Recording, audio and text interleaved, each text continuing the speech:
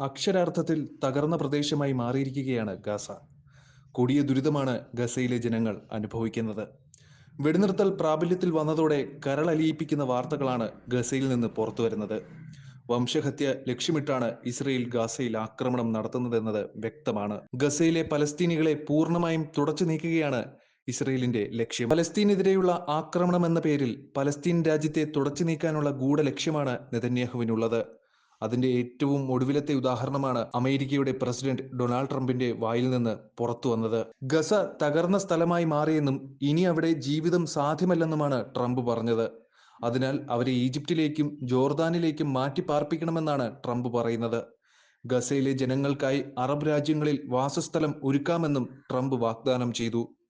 ട്രംപിന്റെ പരാമർശം വലിയ വിവാദ കൊടുങ്കാറ്റാണ് അഴിച്ചുവിട്ടത്. ശക്തമായി പ്രതികരിച്ച് അറബ് രാജ്യങ്ങളുടെ കൂട്ടായ്മയായ അറബ് ലീഗും രംഗത്തു വന്നു. ട്രംപിന്റെ ആവശ്യം അറബ് ലീഗിലെ രാജ്യങ്ങൾ തള്ളിയിട്ടുണ്ട്. ശനിയാഴ്ച അറബ് ലീഗ് യോഗം ചേർന്നിരുന്നു. കെയ്റോയിലാണ് യോഗം ചേർന്നത്. ഉന്നത നയതന്ത്രജ്ഞരുടെ യോഗത്തിന് ശേഷം Egypt, Jordan, Saudi Arabia, UAE, Qatar, Palestine authority തുടങ്ങി രാജ്യങ്ങൾ ട്രംപിന്റെ പരാമർശം തള്ളി രംഗത്ത് വന്നു. ഇത് മേഖലയെ അസ്ഥിരപ്പെടുത്തുമെന്നും അറബ് രാജ്യങ്ങൾ കുറ്റപ്പെടുത്തി. പശ്ചിമേഷ്യയിൽ സമാധാനം കൈവരിക്കാൻ ട്രംപുമായി ചേർന്ന് പ്രവർത്തിക്കാനുള്ള സന്നദ്ധതയും അറബ് രാജ്യങ്ങൾ പ്രഖ്യാപിച്ചിട്ടുണ്ട്.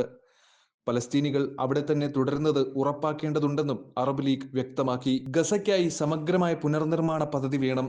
അതിനായി അന്താരാഷ്ട്ര സമൂഹത്തിന്റെ സഹായവും അറബ് രാജ്യങ്ങൾ തേടിയിട്ടുണ്ട്. ട്രംപിന് മറുപടിയുമായി എത്തിയിരിക്കുകയാണ് ഇറാന്റെ വിദേശകാര്യമന്ത്രി അബ്ബാസ് അറാക്ചിയും. ഒരു അഭിമുഖത്തിലാണ് വിദേശകാര്യമന്ത്രി ശക്തമായ പ്രതികരണം നടത്തിയത്.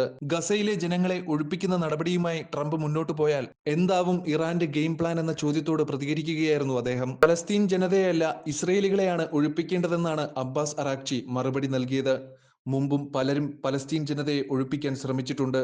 എന്നാൽ അവരെല്ലാം പരാജയപ്പെട്ടു. പലസ്തീനെ ഒഴിവാക്കാനാവില്ല, ഒപ്പം പലസ്തീനികളെയും പുറത്താക്കാൻ കഴിയില്ല, അബ്ബാസ് അറാക്ചി പറഞ്ഞു. പലസ്തീൻകാർക്ക് പകരം ഇസ്രയേലികളെ പുറത്താക്കാൻ ശ്രമിക്കൂ, അവരെ ഗ്രീൻലാൻഡിലേക്ക് മാറ്റൂ.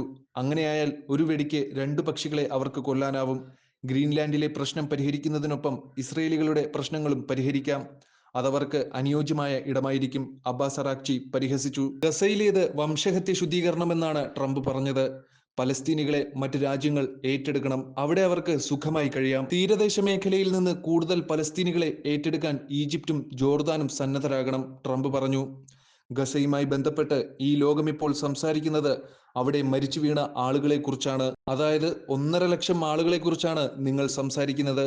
ഞങ്ങളതെല്ലാം വൃത്തിയാക്കി കഴിഞ്ഞു. ഇനി അവശേഷിക്കുന്നവരെ മറ്റ് രാജ്യങ്ങൾ ഏറ്റെടുക്കണം. അങ്ങനെ ഗസയെ പൂർണ്ണമായും വൃത്തിയാക്കാനാണ് ആഗ്രഹിക്കുന്നത്. ഞാൻ ചില അറബ് രാജ്യങ്ങളുമായി ബന്ധപ്പെടുന്നുണ്ട്. പലസ്തീനികളെ മറ്റൊരു സ്ഥലത്ത് പുനരധിവസിപ്പിക്കാനാണ് ഞാൻ ആഗ്രഹിക്കുന്നതും. അവിടെ അവർക്ക് സമാധാനത്തോടെ ജീവിക്കാം, ട്രംപ് പറഞ്ഞു.